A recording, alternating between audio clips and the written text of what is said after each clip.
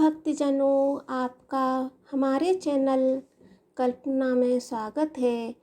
अजा एकादशी की व्रत कथा। प्राचीन काल में एक चक्रवर्ती राजा राज्य करता था। उसका नाम हरिश्चंद्र था। वह अत्यंत वीर प्रतापी था और सत्यवादी था। उसने अपने एक वचन को पूरा करने के लिए अपनी स्त्री और पुत्र को बेच डाला था और वह स्वयं भी एक चांडाल का सेवक बन गया था।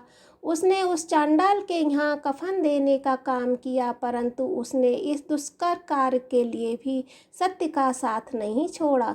जब इस प्रकार रहते हुए उसको बहुत वर्ष हो गए तो उसे अपने इस नीच कर्म पर बड़ा दुख हुआ और वह इससे मुक्त होने का उपाय खोजने लगा। वह उस जगह सदैव इसी चिंता में लगा रहता था कि मैं क्या करूं। एक समय जबकि वह चिंता कर रहा था तो गौतम ऋषि आए। राजा ने इन्हें देखकर प्रणाम किया और अपनी दुख की कथा सुनाने लगे। राजा के दुख को सुनकर अत्यंत दुखी हुए और राजा से बोले कि हे राजन, भाद्र कृष्ण पक्ष में एक एकादशी होती है। एकादशी का नाम अजा है। तुम उसी अजा का नामक एकादशी का व्रत करो और रात्रि को जागरण करो। इससे तुम्हारे समस्त पाप नष्ट हो जाएंगे। गौतम ऋषि राजा से इस प्रकार कहकर चले गए। अजा नाम की एकादशी आने पर राजा ने मुनि के कहे अनुसार विधि पूर्वक व्रत किया, रात्रि जागरण किया। उसी व्रत के प्रभाव से राजा के समस्त पाप नष्ट हो गए। उस समय स्वर्ग में नगाड़े बजने लगे तथा पुष्पों की वर्षा होने लगी।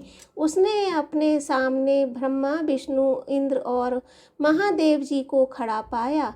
उसने अपने मृतक पुत्र को जीवित करने तथा स्त्री को वस्त्र तथा आभूषणों से युक्त देखा।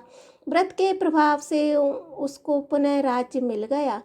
अंत समय में वह अपने परिवार सहित स्वर्गलोक को गया। यह सब अजा एकादशी के व्रत का प्रभाव था।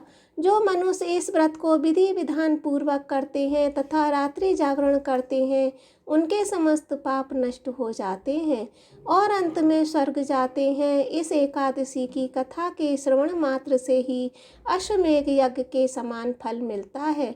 ओम नमो भगवते वासुदेवाय।